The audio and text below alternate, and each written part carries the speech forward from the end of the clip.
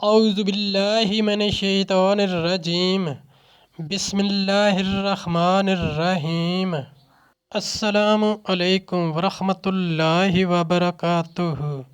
طالب علم ساتھیو، اس سے پہلے والی ویڈیو میں ہم نے پارہ نمبر 2 سورہ بقرہ آیت نمبر 208 کا ترجمہ اور تفسیر پڑھی، جس کا لنک میں نے اس ویڈیو کے ڈسکرپشن میں شیئر کر دیا ہے۔ اس ویڈیو میں آج ہم سورہ بقرہ کی آیت نمبر 209، 210، 211 کا ترجمہ اور تفسیر پڑھیں گے اور قرآن کی روشنی میں اہم دینی مسائل بھی سیکھیں گے۔ فرمانے علی شان ہے کہ علم حاصل کرنا ہر مسلمان مرد عورت پر فرض ہے۔ اے اللہ ہمارے علم میں اضافہ فرما، آمین۔ آیت نمبر 209۔ فَإِن زَلَلْتُم مِّن بَعْدِ مَا جَاءَتْكُمُ الْبَيِّنَاتُ فَاعْلَمُوا أَنَّ اللَّهَ عَزِيزٌ حَكِيمٌ۔ ترجمہ: اور اگر اس کے بعد بھی کہ تمہارے پاس روشن حکم آ چکے تو جان لو کہ اللہ زبردست حکمت والا ہے۔ آیت نمبر 210۔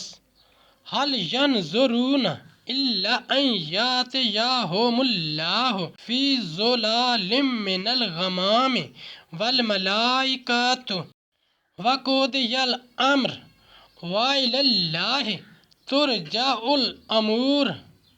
ترجمہ: کہا ہے کہ انتظار میں ہیں مگر یہی کہ اللہ کا عذاب آئے چھائے ہوئے بادلوں میں اور فرشتے اتریں اور کام ہو چکے اور سب کاموں کی رجوع اللہ کی طرف ہے۔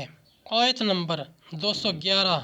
سل بنی اسرائیل کم آتیناہم من آیات بینات ومن یبدل نعمت اللہ من بعد ما جاءتہ فإن اللہ شدید العقاب۔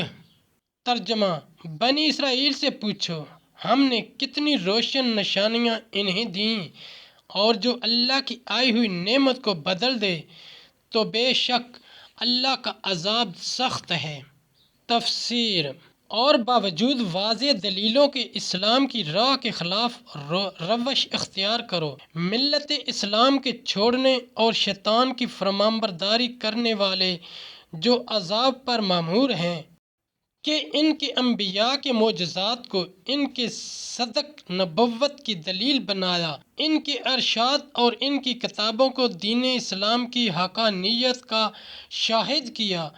اللہ کی نعمت سے آیات الہیہ مراد ہیں جو سبب رشد و ہدایت ہیں اور ان کی بدولت گمراہی سے نجات حاصل ہوتی ہے۔ انہی میں سے وہ آیات ہیں جن میں سید عالم صلی اللہ علیہ وآلہ وسلم کی نعت و صفت اور حضور اکرم صلی اللہ علیہ وآلہ وسلم کی نبوت و رسالت کا بیان ہے۔ یہود و نصارہ کی تعریفیں اس نعمت کی تبدیل ہے۔ ساتھیو، ہم نے قرآنی تعلیمات دنیا کے کونے کونے میں پہنچانا ہے، اس لیے آپ بھی لائک کیجئے، شیئر کیجئے، اپنے دوستوں اور اپنی فیملی کو میرا چینل قرآن ود ایڈیپیڈیا سبسکرائب کرنے کی دعوت دیجئے اور گھنٹی بجانا نہ بھولنا تاکہ اگلی ویڈیو کا نوٹیفیکیشن آپ کو وقت پہ مل سکے۔ اللہ کریم ہم سب کی نیک اور جائز حاجات پوری فرمائے، آمین یا رب العالمین۔ سورہ بقرہ آیت نمبر 209، 210، 211۔